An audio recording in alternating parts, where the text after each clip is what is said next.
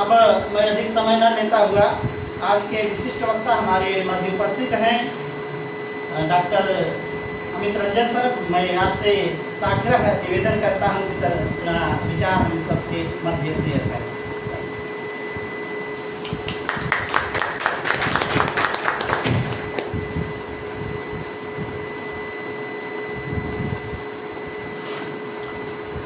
धन्यवाद बबलूपाल जी। महात्मा गांधी सेहत केंद्र के द्वारा आयोजित इस कार्यक्रम में मैं आप सभी लोगों का अभिनंदन करता हूं। सबसे पहले मैं इस सेहत केंद्र के संरक्षक हमारे माननीय वाइस चांसलर साहब, यहाँ उपस्थित श्याम सर, अभय सर, बबलूपाल सर और यहाँ उपस्थित सारे विद्यार्थियों का मैं फिर से वंदन करता हूँ। आज का जो विषय है वो बहुत ही इम्पोर्टेंट है। आदमी जो जीवन जीता है, अभी अभय सर कह रहे थे, विज्ञान के हिसाब से 180 इयर्स आदमी को ईश्वर ने जो है उम्र दिया है, लेकिन हमने उसको घटा दिया। और ये जीवन जीने का मुख्य लक्ष्य क्या है? खुश रहना। अब चूंकि मैं विज्ञान का विद्यार्थी हूं, बिना तथ्य का बात नहीं करता। दुनिया के सबसे बड़े यूनिवर्सिटी हार्वर्ड यूनिवर्सिटी में लगभग 70 सालों से एक रिसर्च चल रहा है, आज भी वो चल रहा है। और इस बात की खोज की जा रही है कि कौन ऐसे लोग थे जब वो मृत्यु शैया पर थे और मर रहे थे तो उन्होंने अपने जीवन के प्रति ये नजरिया था कि मैंने एक शानदार जीवन जिया। मतलब जिंदगी जिंदा दिली का नाम है, मुर्दा दिल क्या खाक जिया करते हैं, जिंदा दिल एक बार ही तो मरते हैं, मुर्दा दिल घुट घुट के मरा करते हैं। तो वो जो रिसर्च था, उस रिसर्च में वहां के टॉप ग्रेजुएट को फॉलो किया गया और उसमें से जो प्रोडक्ट निकले, जो लोग निकले, उसमें से कुछ अमेरिका के राष्ट्रपति भी बने, कुछ बहुत बड़े बड़े पदों पर गए, कुछ जज बने और उसमें से कुछ क्रिमिनल्स भी बने। मतलब हर तरह के लोगों को छूते हुए, विद्यार्थियों को छूते हुए ये रिसर्च किया गया। मालूम है आपको? हालांकि उसको कंक्लूजन अभी नहीं किया गया है, लेकिन उसमें एक जो पॉइंट है वो कंक्लूसिव है कि कौन ऐसे लोग थे जो मृत्यु शैया पर उन्होंने महसूस किया कि हमने शानदार जीवन जिया है, अपने जीवन से वो खुश थे। जो कंक्लूजन निकला आपको आश्चर्य होगा, वो राष्ट्रपति वाले लोग नहीं थे, बड़े ओहदे वाले लोग नहीं थे, अरबपति खरबपति लोग नहीं थे, जिन्होंने खराब जीवन भी जिया था वो नहीं थे। एक जो कॉमन कंक्लूजन निकला, वो कॉमन कंक्लूजन ये था कि जिन लोगों ने जीवन में रिश्तों को निभाया है, जिन लोगों ने जीवन में रिश्तों को निभाया, रिश्ते कई तरह के हो सकते हैं, माँ बाप का रिश्ता, दोस्त का रिश्ता, अपनों का रिश्ता, जिन लोगों ने जीवन में रिश्तों को निभाया है, रिश्तों को बनाया है, रिश्तों को के साथ साथ चले हैं, वही जीवन के अंतिम समय में खुश है। उन्हें ही लगता है कि हाँ, हमने एक शानदार जीवन जिया है। ये रिसर्च का कंक्लूजन है। मतलब आपको अगर जीवन में अगर खुश रहना है तो आप रिश्तों को बनाना और रिश्तों को जीना सीखिए, दोस्तों के साथ, माँ बाप के साथ, अपनों के साथ। अब ये बात आता है कि ठीक है, रिश्ता बनाया जाया, जिया गया, लेकिन हम अपने जीवन में खुश कैसे रहें? Throughout life how we will happy. और ये सारे बातों का ज्ञान हमारे वेदों में है, लेकिन दुर्भाग्य है कि अंग्रेजों ने जो कॉपी पेस्ट कर लिया और वहां से मैं अभी कॉपी पेस्ट कर रहा हूं, जो हमारे वेदों से है उन्होंने वहां से लिया और उसको मैं लेकर आपको बता रहा हूं कि जीवन में कौन से लोग हैं, जीवन में क्या करना चाहिए कि जीवन में हम खुश रह सकते हैं। आयुर्वेद तो हमारा यही सिखाता है ना कि कैसे हम स्वस्थ रहें, और स्वस्थ रहना एक पैरामीटर नहीं है, स्वस्थ रहने का मतलब बहुत सारे पैरामीटर है। तो जो आजकल के वैज्ञानिक युग में जो बांटा गया है उसको उन्होंने 4 डायमेंशन में बांटा है। पहला डायमेंशन जिसको कहते हैं फिजिकल डायमेंशन, दूसरा डायमेंशन जिसको कहते हैं इंटेलेक्चुअल डायमेंशन, तीसरा डायमेंशन जिसको कहते हैं इमोशनल डायमेंशन, और चौथा डायमेंशन है जो है स्पिरिचुअल डायमेंशन। तो वन बाय मैं बता रहा हूँ। फिजिकल डायमेंशन या उसको फिजिकल क्वोशंट भी कहा गया है। फिजिकल क्वोशंट का मतलब, फिजिकल डायमेंशन का मतलब हुआ कि हम फिजिकली फिट कैसे हैं। और हमारे बात को मानिए कि जीवन में खुश रहने के लिए ये सब 25% ही जो है रोल प्ले करता है। मतलब आप फिजिकली फिट हैं, इसका मतलब आप 100% स्वस्थ नहीं है, 100% हैप्पी नहीं है, ओनली 25% हैप्पी है, ओनली 25%। अब अपने आप को फिजिकली फिट कैसे रखा जाए, तो उसके लिए कुछ जो है साइंटिफिक चीजों में बांटा गया। फर्स्ट क्राइटेरिया है कि भोजन आप किस तरह का लेते हैं, कितना लेते हैं, कैसे लेते हैं, कब लेते हैं। आपको मान लो खाना है 10 ग्राम और खा जाइएगा 20 ग्राम, तो प्रॉब्लम क्रिएट करेगा ही करेगा, राइट। खाने के लिए जो नेचुरल चीजें बनाई गई है उसको नहीं खाकर हम अगर अधिक मात्रा में जो है वो अननेचुरल चीजों को खाते हैं, जैसे पिज्जा, बर्गर, मटन, चिकन, ब्ला ब्ला ब्ला, जो कि नेचर ने हमें खाने के लिए नहीं बोला है। बट ये अपने ये जो टेस्ट टंग जो ये टेस्ट बड है टंग में, उसको ठीक करने के लिए हमने अपने हिसाब से ऑर्डर कर दिया। तो मतलब पहला क्राइटेरिया ये है फिजिकल पोषण ठीक रखने का कि आपको अपने खाने पर कम से कम चेक एंड बैलेंस रखना होगा। क्या खाएं, कैसे खाएं, कितना खाएं, कब खाएं। अगर आप इस चीज को फिट रखते हैं, यकीन मानिए फिजिकली आपको फिट रहने की संभावना ज्यादा है। लेकिन आज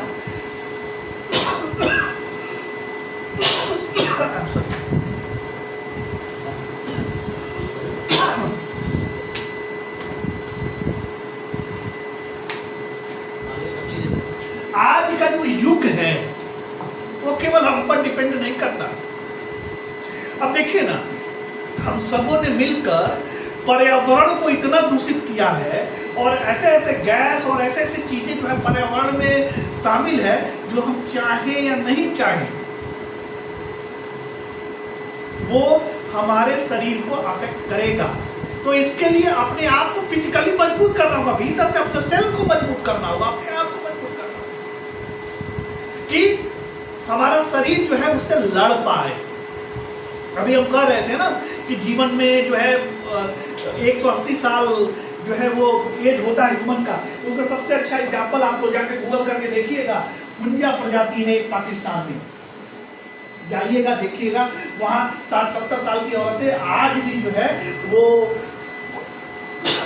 नए बच्चे को बर्थ देती है। आज भी वहाँ 90-100 साल के लोग हंसते खेलते खिलखिलाते मिल जाएंगे उस वैली में, वहां जाइएगा देखिएगा, उनका एक अपना दिनचर्या है।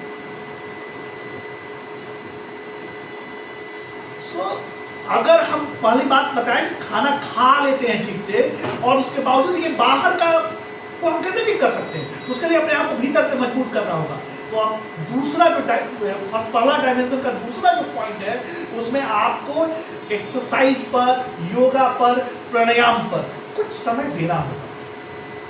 इसका मकसद सिर्फ और सिर्फ ये है कि हम भीतर से अपने आप को मजबूत कर रहे हैं कि भीतर का जो बाहर से अटैक हो उस अटैक को रोका जा सके, उस अटैक को हमारा सेल जो है, जो बायोलॉजिकल टर्म में जो कहा जाता है इम्यूनोलॉजिकल इफिशियंसी बढ़े, हमारा जो इम्यून सेल है वो प्रॉपर काम करे।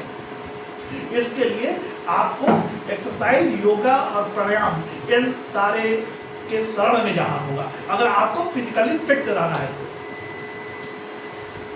तीसरा जो बताए स्लीप, स्लीप बहुत इंपॉर्टेंट। 6 से 8 घंटा सोना, एक स्वस्थ आदमी को 6 से 8 घंटा सोना चाहिए। हमें नहीं समझ में आता, कुछ लोग कहते हैं कि हम इतना घंटा सोते हैं, इतना घंटा सोते नहीं। अगर किसी से 6 से 8 घंटा स्लीप, परफेक्ट स्लीप नहीं है तो इसका मतलब कहीं ना कहीं वो फिजिकली उसको प्रॉब्लम है, कहीं ना कहीं उसको फिजिकल प्रॉब्लम है। 6 से 8 घंटा साउंड स्लिप होना बहुत जरूरी है। क्योंकि मेरा स्लिप पर ही रिसर्च चल रहा है पीएचडी में, तो मैं खुद देखा हूँ कि जैसे चूहे पर एक्सपेरिमेंट करते वक्त कि अगर हम लोग चूहे को स्लिप डिप्राइव कर देते हैं तो 4 घंटे के बाद उसको जो है हार्मोनल लेवल पर प्रॉब्लम, 4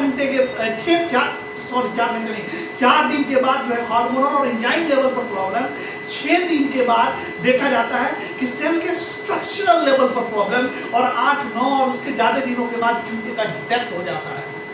मतलब अगर आप प्रॉपर स्लिप नहीं करते हो तो आपको बहुत सारे समस्याओं से गुजरना पड़ेगा।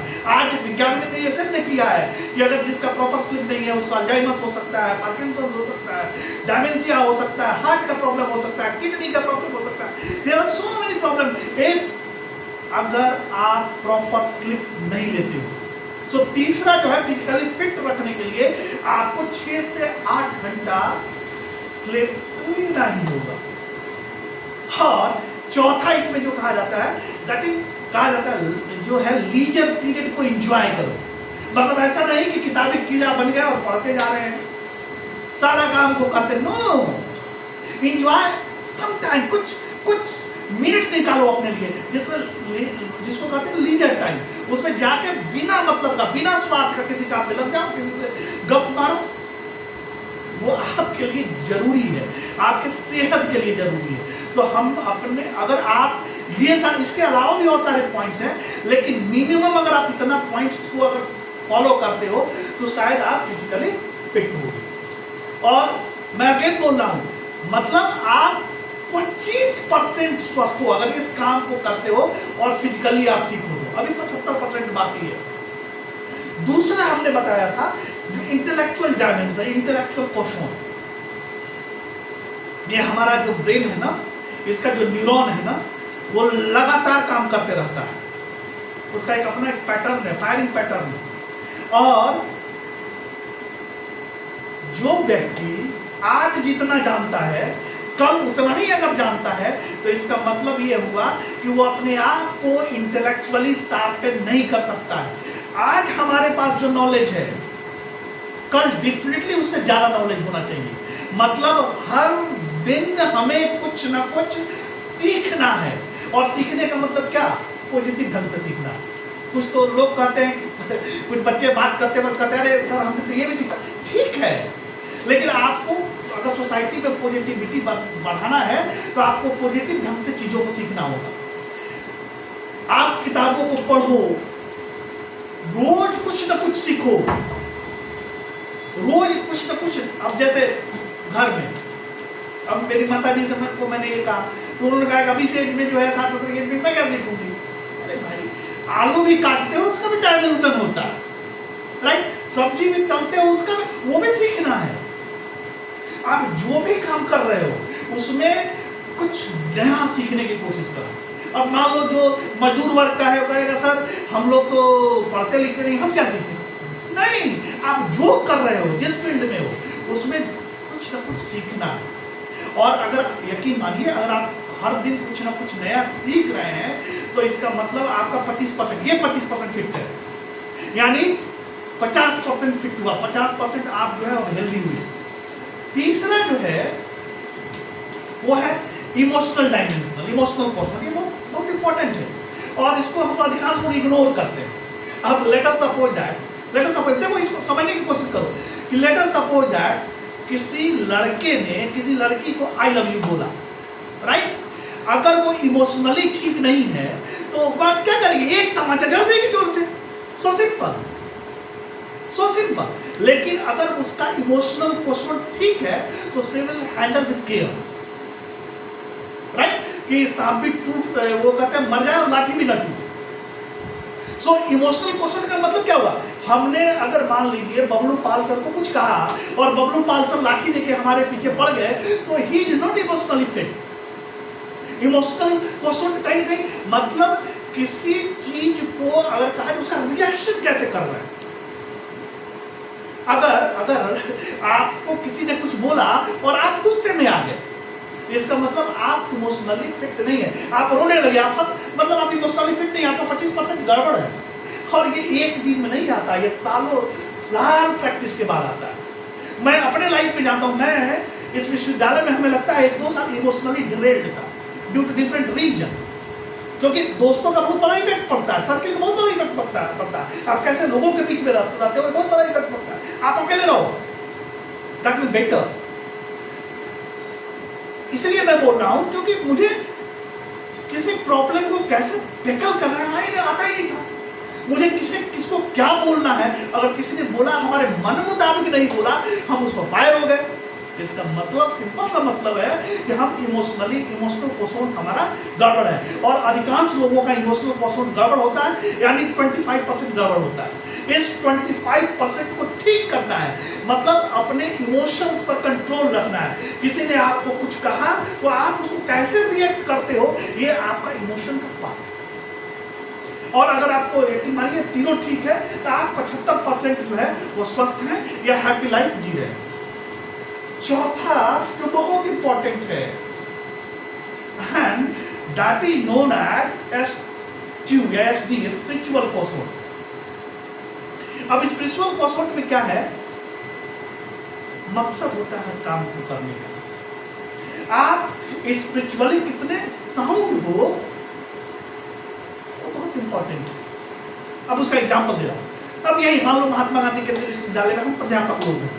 एक प्राध्यापक का ये काम है कि हमको 1 तारीख को सैलरी मिल जाए और हमारा जीवन यापन चले, राइट। एक का टारगेट यही है, सिर्फ किसी तरह से उन्होंने नौकरी पा लिया और उसके बाद उनको जो है उनका टारगेट ये है कि 1 तारीख को हमारा सैलरी आ जाना चाहिए और सारा काम हो।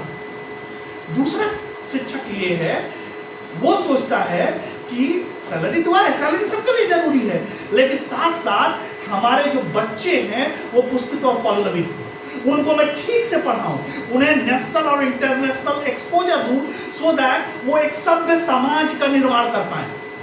दोनों प्रोफेसर हैं, लेकिन स्पिरिचुअली एक का मकसद क्या है, केवल पैसा कमाना, दूसरा का मकसद क्या है, समाज को ठीक करना। तो दूसरा वाला स्पिरिचुअली जो है वो मोर साउंड है। और ऐसे लोग जो है, अगर आपका मत ये है तो आप 25% और ठीक हो। अब जैसे देखो, वो एक देश है दूसरे देश पर अटैक करता है, उसका मकसद ये है कि वहां से मैं धन का दोहन करूंगा। दूसरा देश है जो दूसरे देश पर अटैक करता है, उसका मकसद ये है कि वहां ऑलरेडी टेररिस्टों का राज्य है, साम्राज्य है, उसको खत्म कर और वहां लोकतंत्र में स्थापित कराऊंगा और वहां के लोगों को खुशहाल करूंगा। तो दूसरा देश जो है वो स्पिरिचुअली ज्यादा साउंड है, राइट।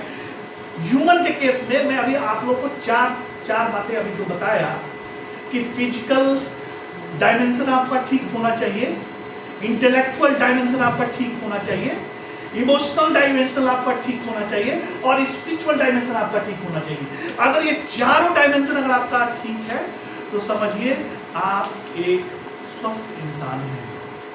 आप जब जीवन के अंतिम पड़ाव पर होंगे तो आपको लगेगा कि हमने एक शानदार जीवन जिया है, हमने एक खुशहाल जीवन जिया है, और आपको अपने जीवन से रिग्रेट नहीं होगा, क्योंकि असल जीवन का पूंजी यही है। मरना हर किसी को है, लेकिन असल जीवन का पूंजी ये है कि जब हम अंतिम समय में हो तो हमें ये उस बात का एहसास हो कि अब ऐसे नहीं कि हम जब अंतिम समय पर चले गए, हाथ पैर चल नहीं रहा है, दिमाग चल नहीं रहा है और बहुत सारे आइडिया आ रहे हैं कि हम समाज को ऐसे बदल देंगे, वैसे बदल देंगे, और आपने खुद फॉलो नहीं किया। तो आप लोगों को ये चीज बता कि अभी सही समय है, अपने आप में चेंज लाना है, शायद आप समाज में भी चेंज ला पाओ, क्योंकि जब तक व्यक्ति खुद ही अगर उस चीज को ठीक नहीं कर सकता तो समाज को बिल्कुल ठीक नहीं कर सकता। गांधी को इसलिए मैं मानता हूं कि इस पूरे मतलब शताब्दी का सबसे बड़ा व्यक्ति मैं मानता हूं, इसलिए मानता हूं कि उन्होंने जो सजेशन दिए उसको खुद पर पहले इंप्लीमेंट किया और तब जाके उन्होंने सजेशन दिया। गांधी, जैसे अभय सर बता रहे थे, गांधी जी ने भी जो है अपने आयुर्वेद जीवन शैली को सराहा है। क्योंकि मैं आयुर्वेद का जो है आयुर्वेद हमारा विषय नहीं है, इसलिए मैं उस पर नहीं बोलूंगा, लेकिन जो मैं थोड़ा बहुत जानता हूँ, आयुर्वेद जीवन शैली एक तरह से भारतीय वैज्ञानिक जीवन शैली है, और इसको अगर हम लोग अपनाते हैं तो हम भी स्वस्थ रहेंगे, हमारा समाज भी स्वस्थ रहेगा और विश्व भी स्वस्थ रहेगा। धन्यवाद।